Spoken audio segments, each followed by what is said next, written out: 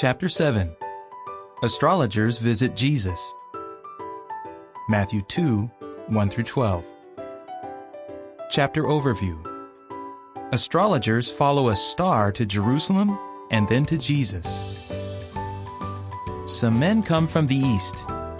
They are astrologers, men who study the position of stars, claiming that by doing so they are able to tell the meaning of events in people's lives. While at home in the east, they saw a star and followed it hundreds of miles, not to Bethlehem, but to Jerusalem. When the astrologers get there, they ask, "Where is the one born King of the Jews? For we saw his star when we were in the east, and we have come to do obeisance to him." Matthew 2, 1 and 2. King Herod of Jerusalem hears about this and is very upset. So he calls the chief priests and other Jewish religious leaders and asks them where the Christ is to be born. Basing their reply on the scriptures, they answer, "In Bethlehem." At that, Herod has the astrologers secretly brought to him, and he tells them, "Go make a careful search for the young child.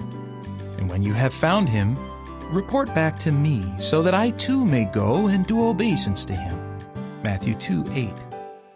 However, Herod actually wants to find the young child to kill him. After the astrologers leave, an amazing thing happens. The star that they had seen when they were in the east travels ahead of them. Clearly, this is no ordinary star, but it has been specially provided to direct them. The astrologers follow it until it stops right above the house where Joseph and Mary are now living with their young son. When the astrologers enter the house, they find Mary with a young child, Jesus. At that, the astrologers bow down to him, and they give him gifts of gold, frankincense, and myrrh. Afterward, when they are about to return to Herod, they are warned by God in a dream not to do that. So they leave for their own country by another route. Who do you think provided the star that guided the astrologers? Remember, it did not guide them directly to Jesus in Bethlehem. Rather, it led them to Jerusalem, where they came in touch with King Herod, who wanted to kill Jesus. And he would have done so had God not stepped in and warned the astrologers not to tell Herod where Jesus was. Clearly, it was God's enemy, Satan, who wanted Jesus killed, and he used this means to try to accomplish his purpose. Questions for review. How do we know that the star the astrologers saw was no ordinary star? Where is the young child Jesus living when the astrologers find him? Why can we conclude that Satan guided the astrologers?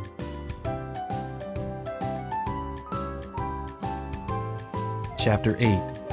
They escape from a wicked ruler. Matthew 2, 13-23. Chapter overview. Jesus' family flees to Egypt.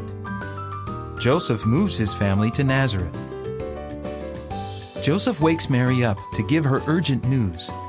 Jehovah's angel has just appeared to him in a dream telling him, "Get up, take the young child and his mother and flee to Egypt, and stay there until I give you word, for Herod is about to search for the young child to kill him." Matthew 2:13. Right away, Joseph, Mary, and their son make their escape by night.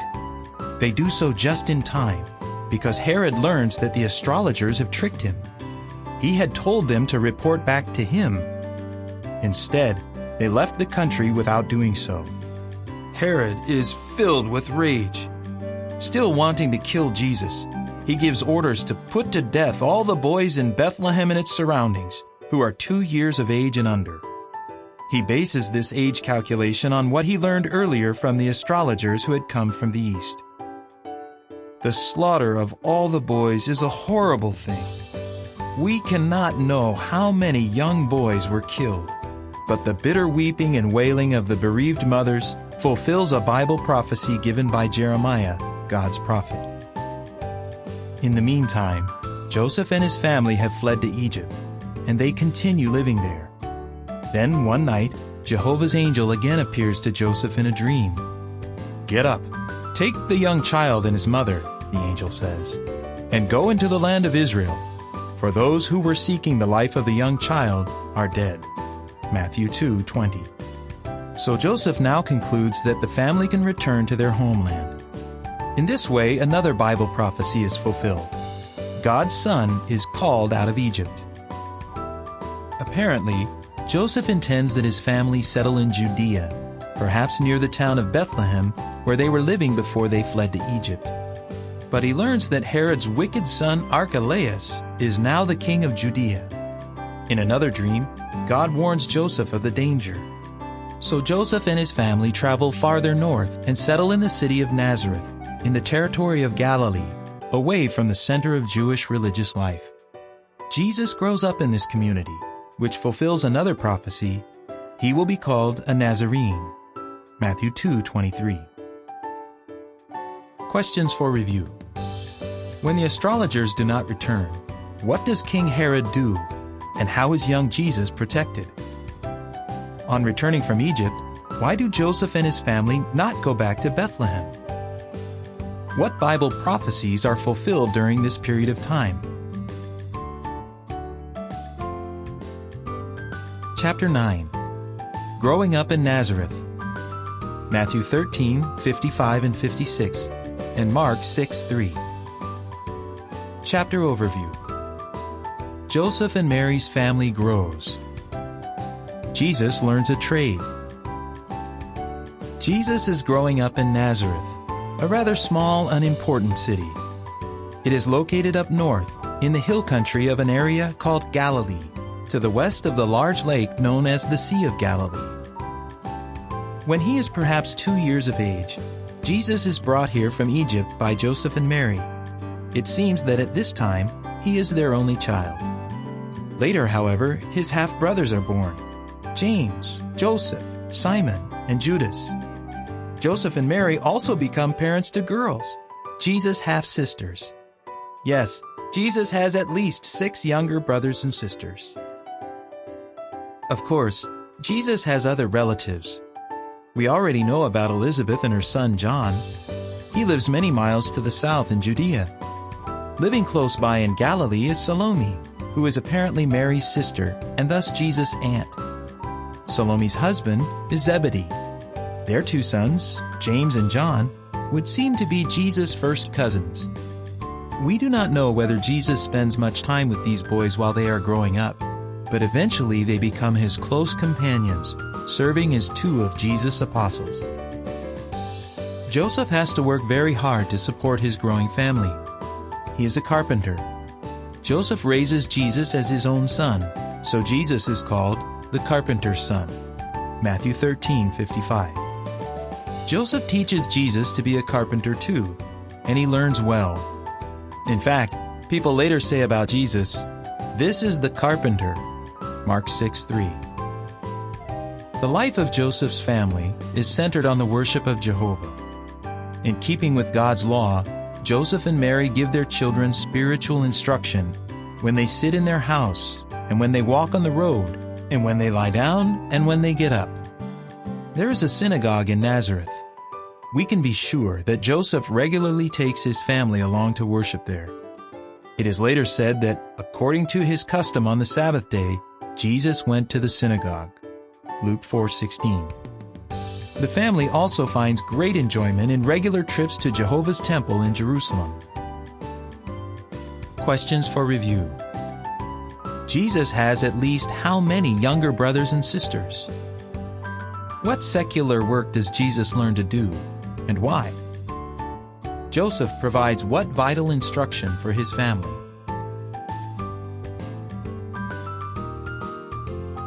Chapter 10. Jesus' family travels to Jerusalem. Luke 2:40-52. Chapter Overview. 12-year-old Jesus questions teachers. Jesus refers to Jehovah as "my Father." It is springtime.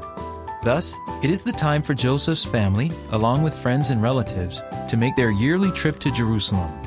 They go there to celebrate the Passover, as the law directs. From Nazareth down to Jerusalem is a trip of about 75 miles. It is a busy and exciting time for all. Jesus, now 12 years old, is looking forward with special interest to the festival and the opportunity to be near the temple again. To Jesus and his family, the Passover is not just a one-day event. The day after the Passover is the beginning of the 7-day festival of unleavened bread. It is considered part of the Passover season. The trip from their home in Nazareth, the stay in Jerusalem, and the return to their home takes about 2 weeks. But this year, because of an incident that involves Jesus, it takes a bit longer. That has to do with a problem that is discovered on the return trip from Jerusalem. The following is supplementary information. Joyful trips. Trips to Jerusalem for the 3 annual festivals were joyful events for all. During those travels, Jesus would see different parts of the land, learn about its geography, and meet fellow worshipers from other regions. What memorable trips to make! Returning to the chapter. While they are traveling, Joseph and Mary assume that Jesus is among the group of relatives and friends traveling northward together. However, when they stop for the night, they do not find him. So they go looking for him among their companions, but he is not there. Their boy is nowhere to be found. Joseph and Mary then head back to Jerusalem to look for him. For a whole day they search without finding him, nor do they find him on the 2nd day. Finally, on the 3rd day, they locate their son in the temple with its many halls. They see Jesus sitting in the midst of some Jewish teachers. He is listening, asking questions, and amazing them with his understanding.